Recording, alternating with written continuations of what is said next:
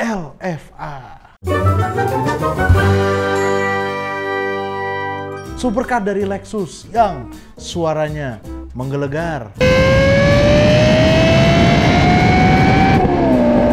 Kali ini Wikimotif akan membahas Lexus LFA. Jadi ceritanya pada awal 2000-an, Akio Toyoda ingin menunjukkan kalau Toyota itu punya R&D yang kuat, terutama untuk Lexus nih. Ini brand yang awalnya buat Amerika, sekarang mau dibuat ke seluruh dunia. Jadi dia memberi lampu hijau untuk pengembangan sebuah supercar baru. Jadi semua teknologi dikeluarkan.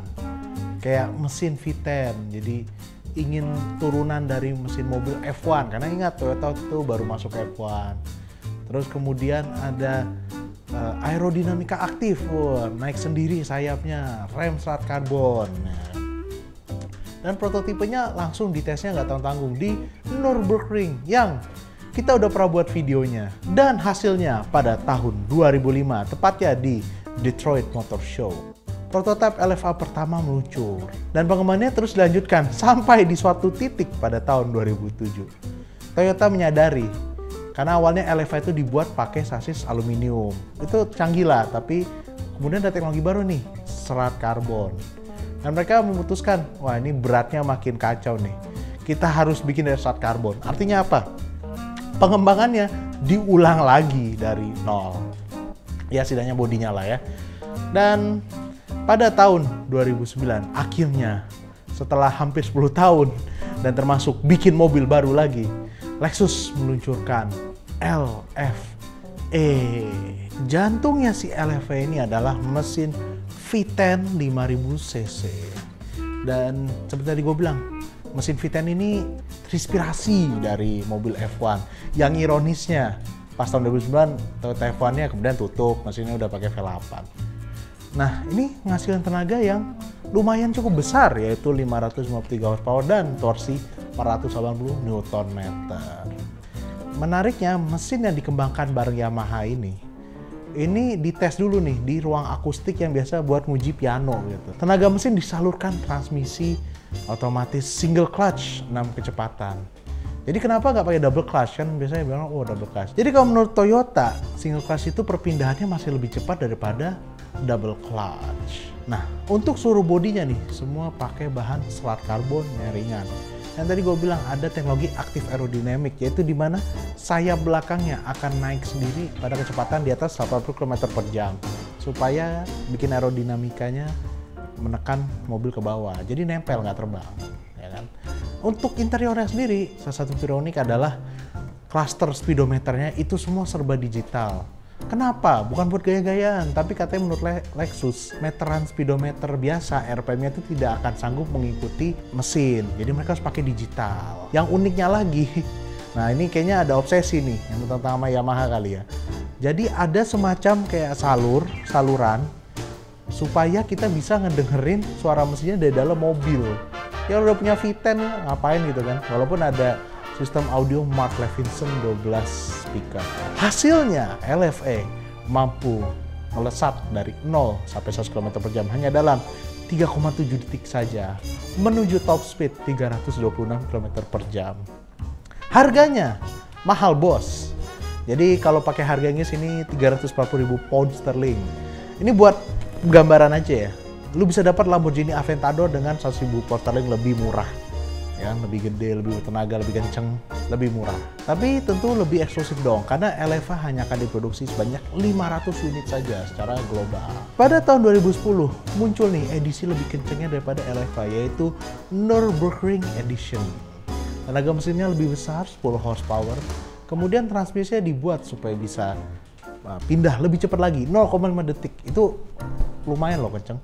Kemudian suspensinya dibuat lebih keras, bannya pakai ban yang lengket tapi masih road legal, hebat loh.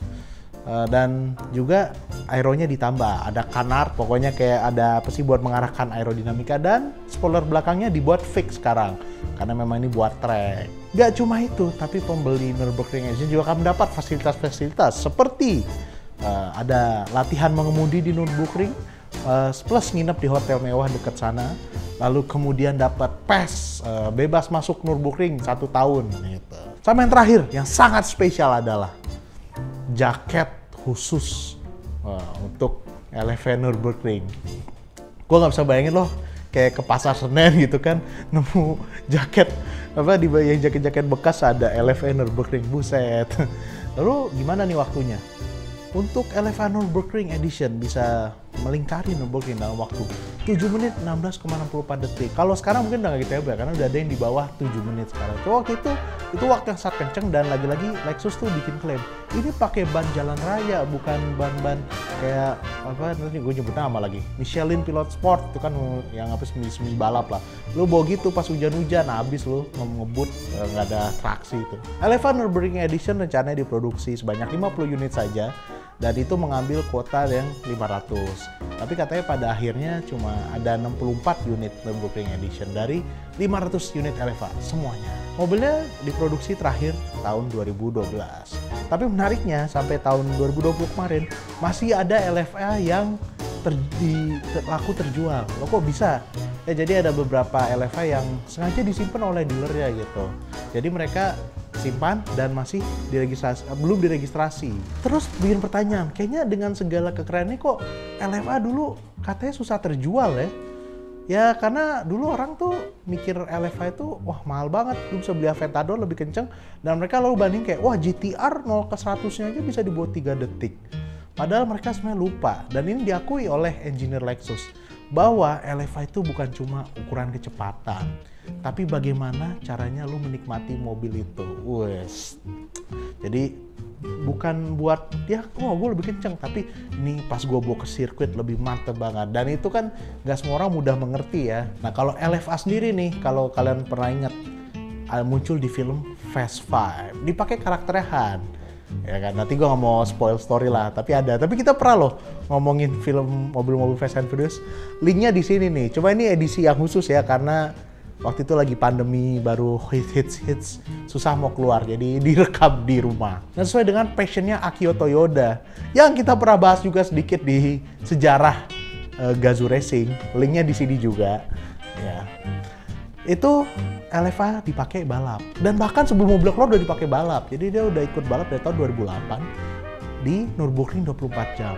Di tahun berikutnya dia juara tahun 2009, padahal mobilnya juga masih belum keluar tuh. Jadi sebelum launching ya. Dan LFA terus dibalapin di Nürburgring 24 jam. Dia akhirnya juara di kelasnya di tahun 2010 dan 2012. Pada tahun 2014 LFA dimasukkan ke kelas baru, dan itu dia juara dan dibalapkan terus hingga tahun 2015. Sebenarnya selain Nürburgring 24 jam, Lexus sempat membuat prototipe LFA GTE buat balap GTE yang di Le Mans. Tapi sayangnya proyek ini tidak dilanjutkan karena Toyota waktu itu juga sudah punya program LMP1, dan daripada juara kelas, kemudian kita langsung juara overall. Dan akhirnya tercapai, dia menjadi pabrikan kedua setelah Mazda yang menjuarai Le Mans 24 jam. Kita juga pernah ngomongin Le Mans 24 jam. Linknya ada di sini. Banyak banget lah pokoknya. Terakhir ada lagi nih balap yang cukup menarik, yaitu drifting. Buset, drifting? Iya, jadi ada pembalap Jepang, Yoichi Imamura. Dia bikin LFA drifting pakai mesin V8 dari NASCAR dengan tenaga 1000 horsepower. Gitu. Wah, kok nggak sayang tuh mobil-mobil mah dibalapin? Oh nggak, jadi dia bilang dia nemu mobil ini tuh bekas kebanjiran, jadi emang akan dihancurkan ya, daripada dihancurin kan kita buat balap.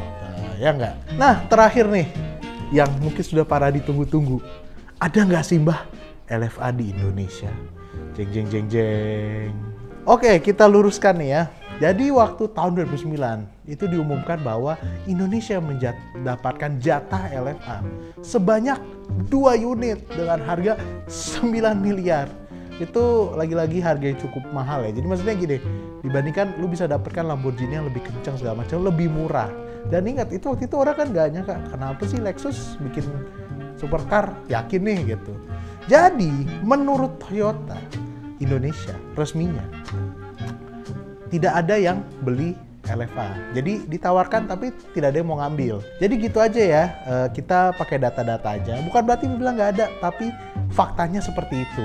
Jadi itu dia sejarah dari LFA. Hypercar dengan suara yang menggelegar. Seperti biasa, bagi yang memiliki kritik, saran, ide, fan art, fanfic, bisa langsung ditulis di bawah ini.